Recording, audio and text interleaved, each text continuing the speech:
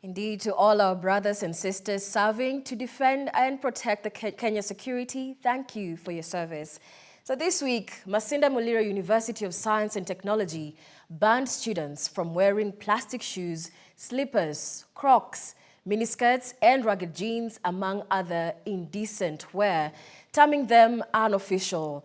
In recent trends, higher learning institutions have implemented regulations on the dress code of students. Let's hear from our reporter Beatrice Njeri on the same. Whereas modesty, decency, virtue and chastity are terms that parents have employed in child training and nurturing for many centuries, today modernity seems to have swept all these away, or at least recast them in new relative meanings. In many higher learning institutions across the country, indecent dressing among the youth has become the emblem of modernity in general and university campuses in particular.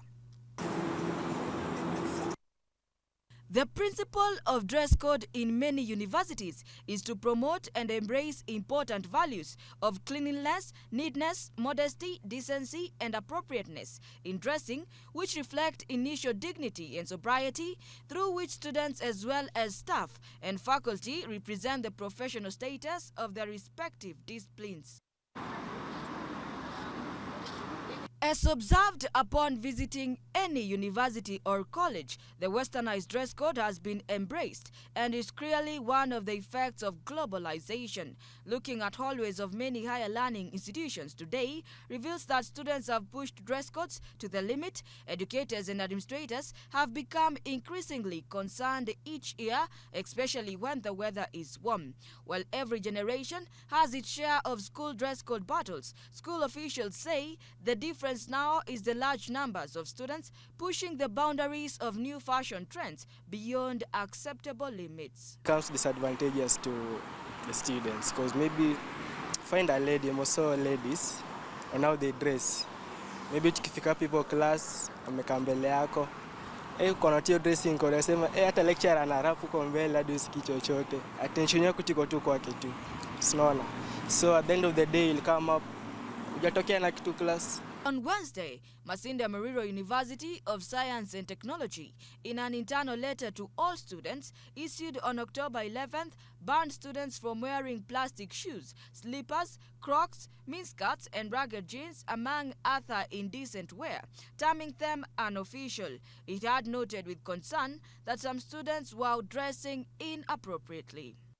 While the adoption of a dress code in primary and high school or equivalent educational institutions may be easily understandable, it may be difficult to find justification for the same phenomenon in tertiary institutions. Speaking to GBS TV, university students argued that universities are various categories of mature persons with enshrined fundamental rights and contain people from different beliefs and backgrounds. And in such a community, the social practices will obviously differ, and this calls for much tolerance. Others even said there is no link between education and the mode of dressing. Dress is someone's choice, and you can't force someone to wear something which they don't want. So there isn't any link between the dress code and education. Ivarina courses like kama ni art student, sidhani kauta ni expect ni dress. Lazima ni dress artistic. Kuja shule kusoma, why are you looking at people? See, kila mtu na maisha yake, like, just live your life. Everyone has their own taste of dressing. According to most students, the freedom to dress as they wish enables them to feel more comfortable in their learning institutions. Hence, individual dressing styles should not bother the institution, but the administration should focus on strengthening an intellectual environment rather than interfering with their right to expression as stipulated in Article 33 of the Constitution. As long as nimetoka kwa nyumba and I feel like Crocs ndo nitavaa leo ndo ziko comfortable, it's good. That means nikitoka kwa nyumba I felt comfortable.